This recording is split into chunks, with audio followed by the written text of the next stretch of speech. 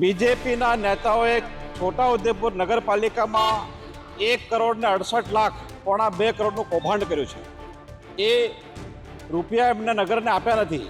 છોટાઉદેપુરમાં બીજેપીના બધા નેતાઓ, એ સાંસદ હોય, ધારાસભ્ય હોય, એમના મંત્રી સંત્રી જે પણ હોય, એમણે હજી પણ છોટાઉદેપુરને કહેવું જોઈએ કે આ પોણા 2 કરોડ રૂપિયા એ ક્યારે પાછા આપવાના છે.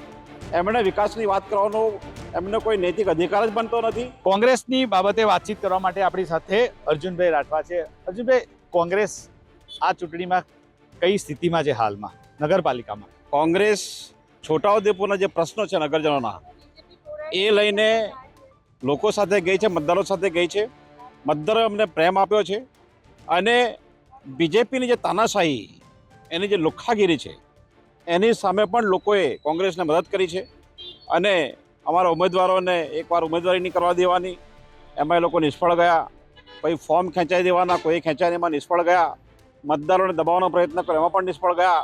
અને આજે લોકો મતદાન કર્યા છે. આજે પણ એમની જે વૃત્તિ પ્રમાણે કંઈ ને કંઈ કરી રહ્યા છે નેગેટિવ. પરંતુ મને પૂરો ભરોસો છે કે છોટાઉદેપુરના લોકો સાચી વાત છે, મુદ્દાઓ છે, કોંગ્રેસ પાર્ટીને મત આપશે. ભારતીય જનતા પાર્ટીના નેતાઓ સાથે અમે વાત કરી તો બીજેપીની જે રણનીતિ છે આ વખતની, કે બીજેપીએ જેટલા વોર્ડ છે એટલા ઉમેદવાર ઊભા નથી રાખ્યા.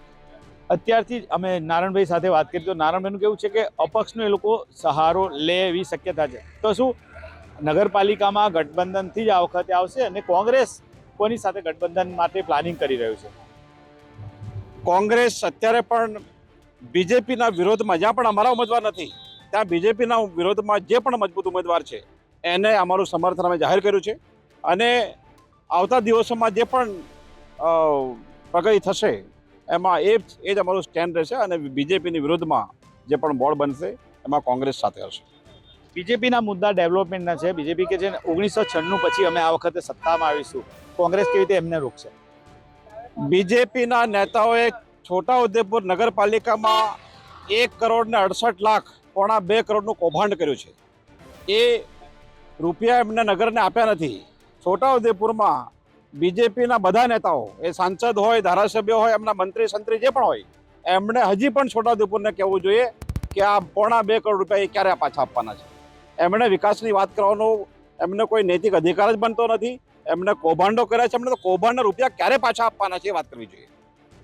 તો આ હતા અર્જુનભાઈ રાઠવા. તેમનું કહેવું છે કે બીજેપી પર તેમને અનેક આરોપો મૂક્યા છે અને સાથે સાથે એમને કહ્યું છે કે બીજેપીની વિરુદ્ધમાં જે પણ ઉમેદવાર છે તેમની સાથે રહીને તેમનું પણ સ્પષ્ટ કહેવું છે કે કોંગ્રેસ આ વખતે જે કોલેશનમાં એટલે કે ગઠબંધનમાં છોટાઉદેપુરની નગરપાલિકા જીતશે તેમ તેમનું કહેવું છે. ત્યારે તેમને અનેક આરોપો ભ્રષ્ટાચારના પણ કર્યા છે. નરેન્દ્ર પેપરવાલા, ગુજરાત તક, છોટાઉદેપુર.